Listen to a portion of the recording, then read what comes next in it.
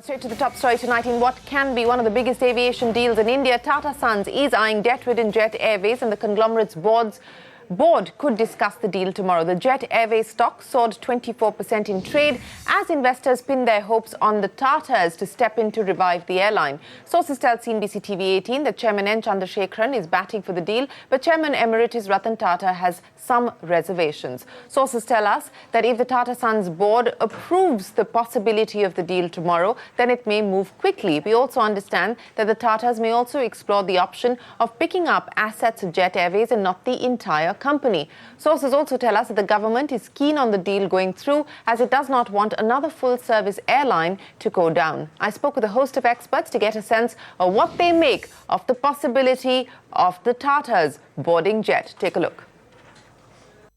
We believe that consolidation is in fact inevitable, and I think if it happens in this form, it'll be good for Jet. We treat it positive for Jet. And I think it will be positive for Tatas as well. When you look at Jet Tatas, I can't think that without a change of ownership, an acquisition is possible.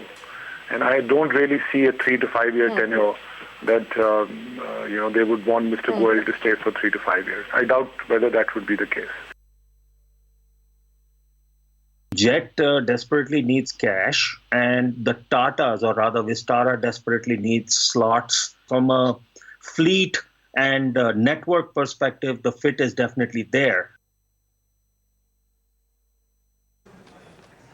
So, possibility of the Tatas boarding Jet, crucial meeting at the Tata Sons board level tomorrow. The other big story tonight, RBI's board member S. Gurumurthy has fired a warning shot ahead of the crucial board meeting of the central bank on the 19th. In a speech at the Vivekananda International Foundation in the capital, Gurumurthy has criticized the RBI's policy for curtailing the ability of banks to lend, and he's called for changes to the prompt corrective action framework. Claiming that India's small and medium enterprises are being robbed of credit, Gurumurthy has said that policies governing banks are derived from a US model which is driven by stock markets. He went on to say that India is a bank-driven economy and not a market-driven economy like the US. Gurumurthy has also said that the current standoff between the government and the RBI, and I quote him, is not a happy thing at all. He went on to say that the centre is only asking for policy on the central bank's capital reserves. Batting for higher fiscal deficit, Gurumurthy has also called for severe import curbs to rein in the current account deficit. He's also said that liquidity would not have been an issue if the government had the powers to print currency, which it had given up in the FRBM Act in 2002. Gurumurthy hailed demonetization and said that the Indian economy would have collapsed without the move. Take a look. Japanese began printing $40 billion every month from October 2015. Today they have increased the size of the printing to $70 billion per month. There is liquidity problem. Can the government of India say, I will give you 100,000 crores worth of government securities. You give me the cash. The government of India cannot do it because it has passed a law giving up that power. These are all issues which need to be discussed. But our economic theoreticians will say, no. Printing of currencies is wrong. Well, the government, if it had the right, ought to have printed more money to get out of the current liquidity crunch that the country faces, or at least some pockets of the economy face. Lata joins us now. Lata, it's not just printing of more currencies, it's the prompt corrective action framework, which Mr. Gurumurthy says should be revised, that India is doing much more in terms of Basel norms and putting banks through much more than what is globally required. Also suggesting very, very clearly that fiscal deficit is not an issue, that we can or perhaps should exceed the target if need be. I mean, these are crucial statements coming just 4 days before that RBI board meeting, and he sits on the board. Actually, we have to divide it into two separate issues or two separate sets of thoughts. One is challenging the entire model that has been adopted of market economy. That required us to control our fiscal deficit. Also, we have opened our doors to foreign investors. So when you say, government can no longer create liquidity, basically is opposing the FRBM Act. That's what he says. The government has taken away the power to issue unlimited fiscal deficit. The point is, can we go back to that situation? Even if the fiscal deficit increases by, 10 or 20 basis points, we immediately see bond yields going to 8%, 8.25%, 8.5%. We saw that rise recently. So the point is, can we go back to the pre-1991 period? We have got into this FRBM. I don't know how we can get back. Likewise, raise import tariffs to control a current account deficit. How will the economy run if we, ban imports or make imports so difficult for India? For instance, how will the steel industry work? How will automobile industry work? I don't know whether this argument is even possible at this juncture. It is like, someone is in an operation theatre and you say, like, as of now, we stop all allopathy and it shall only be, homeopathy or something like that, or Ayurvedic medicine. You're already in a stage, you've already started the treatment. Can you, at an advanced stage of chemotherapy or advanced stage of operation, go back to a different system of medicine altogether? I don't know how that is feasible. The second set of arguments is more incremental, where he's speaking about, changes to the prompt corrective action or changes to the rules in such a way that SMEs get more credit. Now, there you can have a discussion maybe, but the Reserve Bank's stand has been that the banks which are in prompt corrective action are already so weak that we have advised that they only give credit to better companies till they bring down their damaged portion of the loan. And as we have seen, even the second quarter numbers are quite horrendous. IDBI Bank, 30% net NPA, or for that, gross NPA, and Allahabad Bank, all of them, huge double-digit gross NPAs and even high net NPAs. So, the Reserve Bank saying don't give loans to below A category seems like good medicine, but I'm sure that's going to raise a lot of heat in the RBI board meeting, going by what Mr. Gurumurthy is saying. The final one is on SME credit. This is something which, of course, all governments all over the world ask, but one doesn't know exactly what the nature of the demand will be. Will he say that you lower the risk weight for SME loans? You actually give a 100% risk weight for SME loans because they don't have enough collateral, their balance sheets, cash flows, etc. don't have a history. So banks tend to ask for high capital or keep high capital. Can that be reduced by the Reserve Bank? I don't think Reserve Bank will give in because they would think they're endangering the capital system, the banking system, or recognize their NPA only after they default over 180 days. Something like that can be the demand from the board. We don't know what will be the nature of the demand exactly, but it will definitely arouse a lot of opposition from the Reserve Bank. At the moment, I'm not able to see the meeting ground, but I'm sure they may find one.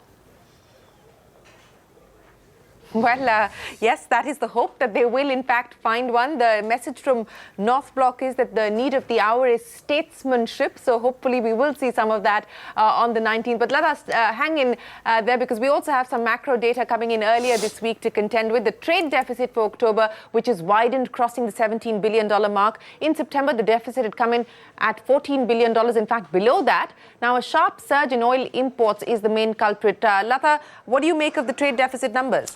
No, it is a difficult number. Anything above 17 billion, actually anything above 16 billion is something that we should terribly worry about. And if we continue at this rate, we are definitely going to a 3% current account deficit, which is somewhat unsustainable. It will be a pressure on the rupee. But chances are that we may not have such a high trade deficit when the November numbers come, because the biggest contributor are oil imports. The deficit, the import number for oil has risen, as you can see, from $10 billion to $14 billion from September to October. Chances are it will come down to about 12 billion in the month of November. So automatically that brings down the the trade deficit from probably 17 billion to 16 billion or 15.5 billion. The rupee may not react negatively to this number because it is a backward-looking number. The forward-looking number may be much less because crude is at 65. So hopefully this trade data is not going to ruffle feathers in the market. All right, Lata, thanks very much for joining us with your take on both those stories. Shifting focus to corporates now. SR Steel's insolvency. In yet another twist, SR Steel's holding company has filed a caveat at the NCLT seeking to be made a part of the proceedings. This comes after promoters Ruia family made a last-minute unofficial offer to repay all dues of creditors to keep the company out of insolvency less than a day after ArcelorMittal was voted the highest bidder. Ritu Singh joins us now with that. Ritu, what does this new development mean for this case? In a bid to wrestle back control of SR Steel, the holding company, SR Steel Asia Holdings, has filed a caveat in Ahmedabad NCLT, or a motion to join proceedings in the NCLT. Now, this caveat may allow the holding company to be heard even before the court decides on ArcelorMittal's offer. This, remember, can give Ruias a chance to present their earlier offer to withdraw SR Steel from insolvency proceedings by offering to repay close to 54,000 crore rupees to all of the creditors. Do remember, this informal offer was not entertained by the lenders earlier, who chose to go ahead and declare ArcelorMittal as the highest bidder. Now, the Ruias have proposed to even pay off the operational creditors in full over 3 years, and they hope that the recent NCLAT verdict in the Binani Cement case could be used as a precedent. Now, NCLAT had said earlier that Dalmias had discriminated between different classes of shareholders and therefore rejected their offer for Binani Cement. Now, several operational creditors in the meanwhile for SR Steel have also moved NCLT on the basis of Ruia's offer, asking lenders to accept Ruia's offer instead of ArcelorMittal's. Now, it remains to be seen what the court decides in the matter, but with any further litigation-related delays in this case, banks are going to be the biggest losers. Okay, Ritu, thanks very much. In fact, Ritu was speaking of the Binani matter. Will the NCLAT ruling on Binani Cement be used as a precedent? We will have to wait and watch. But Dalmia Group has moved the Supreme Court challenging the NCLAT's approval to Ultratech's offer. Remember, just yesterday, the tribunal ruled that Ultratech's revised offer was valid and had said that Dalmia Bharat's offer was discriminatory against a few creditors. Dalmia Group sought an early hearing from the Apex Court in the matter, and the court has agreed to hear the case on the 19th of November. We spoke with Dalmia Cement's Managing Director and CEO Mahendra Singh. Here's what he had to say. Today we have requested Supreme Court to hear our appeal, and Supreme Court was kind enough to give us the date for Monday. So now on coming Monday, our appeal would be heard, and then accordingly Supreme Court would decide in the matter. Nothing has changed. Only thing is that whatever missed amounts were there from our side, their side, they all have been considered. And then on certain matters, the decision has been gone in favor of Ultratech. We are very comfortable in regard to debt position, and all debts, etc., they are all tied up. Well, the big international story, British Prime Minister Theresa May has been hit by resignations. 4 of her colleagues as the Parliament gears up to vote on the draft Brexit agreement. The man in charge of Brexit, Secretary Dominic Raab, was the first to quit, opposing the deal proposed by May. Another cabinet minister and 2 junior ministers have also stepped down. Speaking before Parliament, Prime Minister May defended the deal, but it is uncertain if she still has the full backing of even her own party. William Marks reports from outside the British Parliament on what has been a day of dramatic political developments in London. Essentially, we've seen 2 cabinet-level resignations so far this morning, 3 other government resignations after Theresa May's cabinet approved her draft proposal for Britain's departure from the European Union. What this means, increasing pressure on the Prime Minister from within her own party, because those people that have resigned can, once that proposal faces a parliamentary vote in the House of Commons behind me, they can vote against the government. So if she ends up facing very difficult parliamentary arithmetic, it would mean that this proposal that she spent 18 months negotiating with the European Union would potentially be dead in the water. In the near term, there's also a lot of pressure from within her own Conservative Party about her leadership. If 48 of the 315 Conservative MPs decide they're not happy with her as leader, they could trigger a no-confidence vote, and that could have disastrous consequences for her future. And there's a lot of uncertainty then about what comes next. In terms of her comments just now, she's been speaking to the House of Commons just a few moments ago. Take a listen to what she said about this deal. Mr. Speaker, what we agreed yesterday was not the final deal. It is a draft treaty. It's not. It is a draft treaty that means that we will leave the EU in a smooth and orderly way on the 29th of March 2019.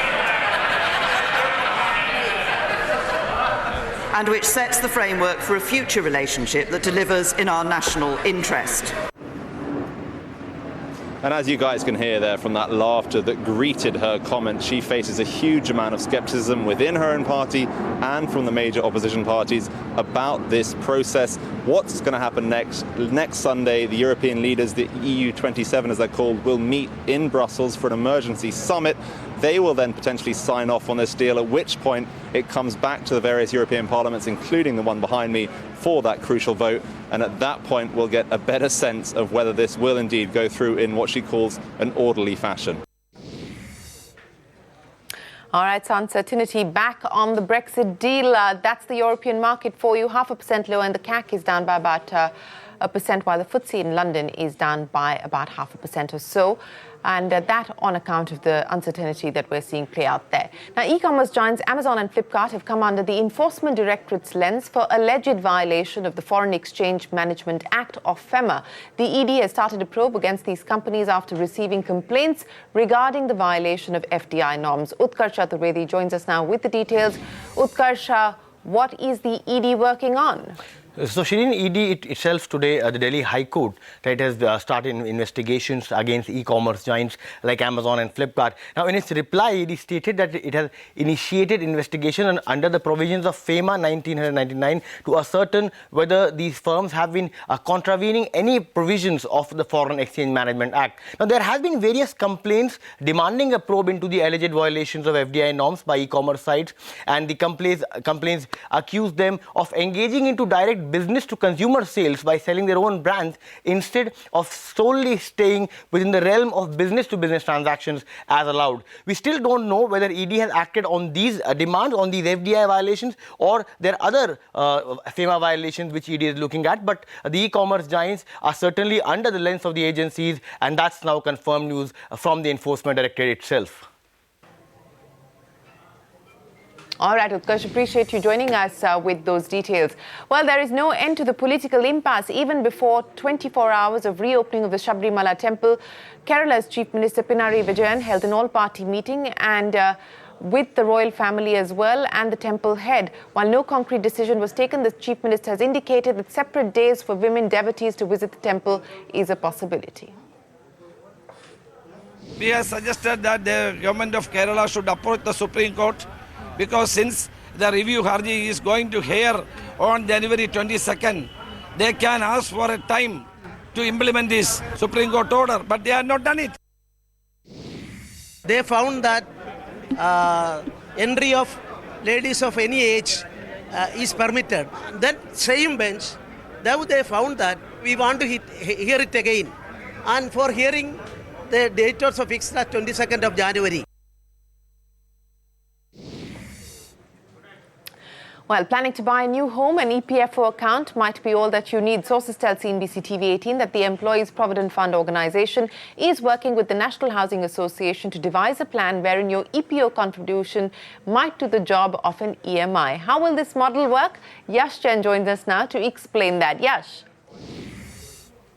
Well, just to give you a headline out of this new housing scheme, which is expected to be discussed by the EPFO, essentially any house which gets allotted to any EPFO subscriber under this housing scheme, the monthly installment for that particular house is expected to be deducted from that EPFO subscriber's EPF corpus itself, hence making the entire process of home buying much more simple and convenient for every EPFO subscriber, essentially for employees like you and me. Also, from our sources in the EPFO, we've been given to understand the broad idea in the way this entire housing model would really work. And to take you through that particular model, in the first step, the Employees Provident Fund organization, which is the EPFO, is expected to form a separate body which is called the NHA, or the National Housing Association. National Housing Association will have its own board and independent board members as compared to EPFO. From this point, NHA is expected to reach out to various state governments, be it Goa, Maharashtra, Madhya Pradesh or Gujarat, seeking to acquire state-owned land parcels from these state governments for the purpose of acquisition. Now, once these state-owned land parcels have been acquired, then NHA is expected to float tenders inviting builders and developers to develop residential properties on the state-owned land parcel, and this marks the end of the twofold process. Once this process ends, which is the acquisition of the land and development of that particular piece of land, then NHA will reach the fundraising stage, where importantly NHA is expected to float something which will be called housing bonds, which will then later on be subscribed by the Employees Provident Fund organization, helping NHA raise funds. Now, the funds which would be raised would be then paid to the state government for acquisition of that state-owned land parcel, as well as developers and builders for developing that particular land into residential properties. What does it mean for an EPFO subscriber? Any EPFO subscriber who's interested in buying a house which has been developed by NHA under this particular scheme, he then has to reach out to the respective EPFO commissioner expressing his interest and filling the designated form which will be allotted to this entire scheme. Then from this particular point, the EPFO commissioner goes and assesses that particular subscriber's EPF corpus. Let's assume he's got a corpus of 20,000 rupees and he contributes an additional 3,000 every month to that particular corpus. Of course, the actuarial team will decide an amount which will be deducted every month as monthly installment towards the house which has been allotted to that particular EPFO subscriber. So this will be the entire process. Of course, it sounds like a simple process and a very convenient process, but the key lies in the implementation. But truly, if it gets implemented, then it will be a housing scheme by, for and of the EPFO subscribers. Okay, thanks very much, Yash, for that explainer. With that, it is time for us to wrap up this edition of What's Hot. Thanks very much for watching. We leave you with glimpses of today's launch of the Java brand's latest avatars, the Java 42 and the Bobber Custom. Take a look, and we'll see you in 30 on India Business Hour.